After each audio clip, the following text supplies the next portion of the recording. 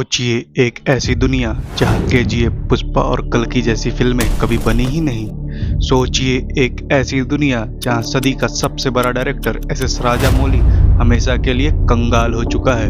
और सोचिए एक ऐसी दुनिया जहाँ साउथ इंडस्ट्री आज भी सिर्फ छोटे बजट की फिल्में बना रही है और बॉलीवुड का गुरूर आज भी आसमान पर है। लगता है मैं किसी अल्टरनेटिव यूनिवर्स की बात कर रहा हूँ। नहीं दोस्तों, हम तबाही से सिर्फ एक कदम दूर थे। अगर उस एक आखिरी फ्राइडे को बाहुबली दम तोड़ देती। हेलो दोस्तों, आपका फिल्मी भाईजान स्वागत करता है इस नई सीरीज में जिसका नाम है व्हाट इफ। दोस्तों, हिस्ट्री शुरू होती है 2013 में। पूरे इंडिया में किसी डायरेक्टर की औकात नहीं थी 100 करोड़ से ऊपर की फिल्म सोचने की। बॉलीवुड की सबसे महंगी फिल्म रावण को भी सांसें लेने में तकलीफ हो गई थी। और तब हैदराबाद के एक छोटे से स्टूडियो में बैठा एक तेलुगु डायरेक्टर सीधा 250 करोड़ का दांव खेलता है। ये कोई एम्बिशियस प्रोजेक्ट नहीं था, ये एक सुसाइड मिशन था। प्रोड्यूसर सोबू और प्रसाद के पास इतने पैसे नहीं थे। उन्होंने मार्केट से 24 से 30% की भारी इंटरेस्ट रेट पर कर्जा उठाया था। खून पसीने की कमाई, प्रॉपर्टी, सब कुछ उन सेट्स और सीजीआई पर पानी की तरह बहा दिया गया।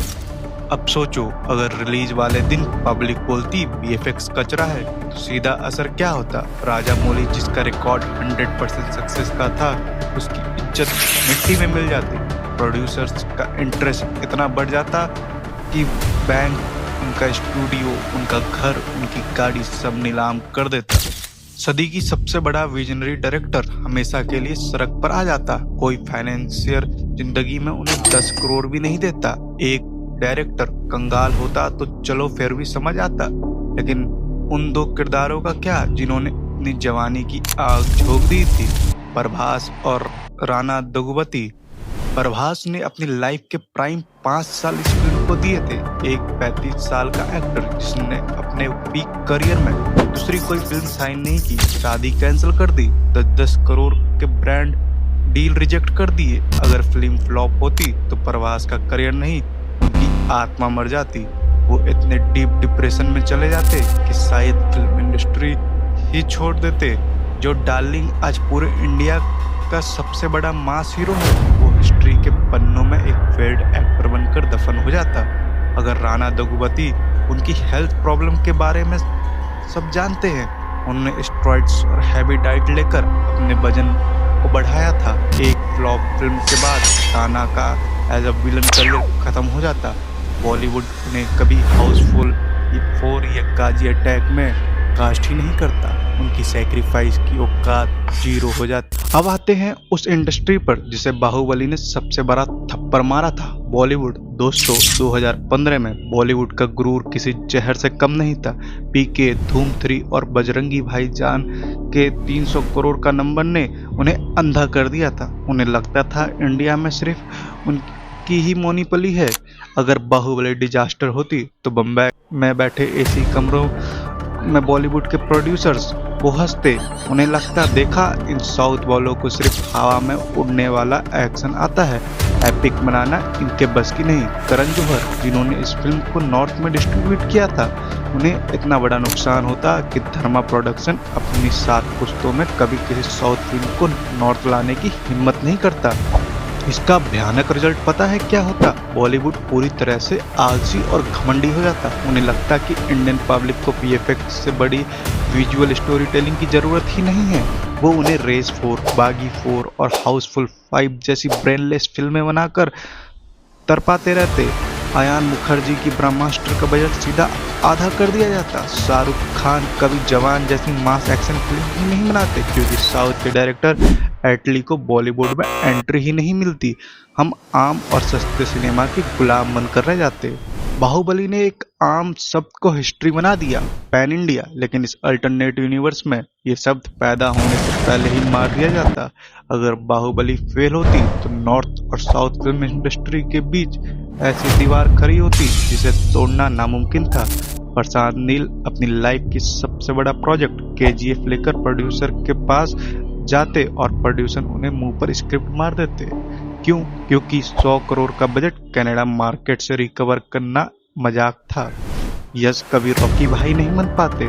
वो सिर्फ कर्नाटका के एक लोकल स्टार बनकर रह जाते, उनकी पूरी लेगेसी खत्म। और अल्लू अर्जुन पुष्पा राज का झुकेगा नहीं साला वाला एटीट्यूड इंडिया में कभी आता ही नहीं। पुष्पा सिर्फ तेलुगु स्टेट्स में रिलीज होती, हिंदी ऑडियंस अल्लू अर्जुन को सिर्फ यूट्यूब पर गोल्ड माइंस की सस्ती डबिंग वाली वीडियो में देखती। संदीप रेड्डी बांगा कभी एनिमल जैसी फिल्म के लिए 300 करोड़ का बजट नहीं मिलता, इंडियन सिनेमा कभी एक हो ही नहीं पाता।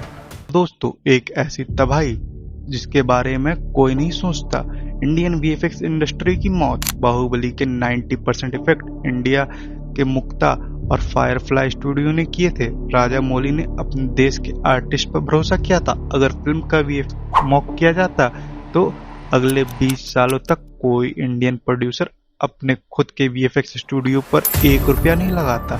हजारों वीएफएक्स आर्टिस्ट की जॉब चली जाती। हम हमेशा हॉलीवुड की मार्वल मूवीज के आगे हाथ फैलाते रहते। कल की 2898 एडी का फ्यूचरिस्टिक वर्ल्ड कभी डिजाइन ही नहीं हो पाता, क्योंकि इंडिया में उतनी टेक्नोलॉजी और कॉन्फिडेंस बचता ही नहीं। और सबसे बड़ा, सबसे खतरनाक लॉस आरआरआर। राजा मौली को आरआरआर जैसी वोल्केनो बनाने का कॉन्फिडेंस बाहुबली की 1000 करोड़ के कलेक्शन ने दिया था। अगर बाहुबली डूबती तो आरआरआर सिर्फ राजा मौली के दिमाग का एक धुंधला सपना बनकर रह जाती।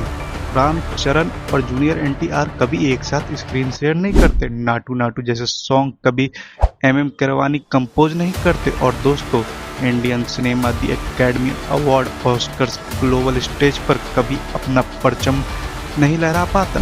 हॉलीवुड और पूरी दुनिया के लिए हम आज ही वही पुराने और बैकवर्ड देश ही रहते।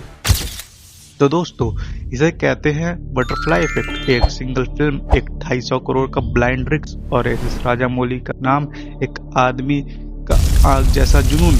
उस एक शख्स ने अकेले अपने दम पर पूरे इंडियन सिनेमा की ज्योग्राफी, बायोलॉजी और हिस्ट्री सब बदल कर रख दिया।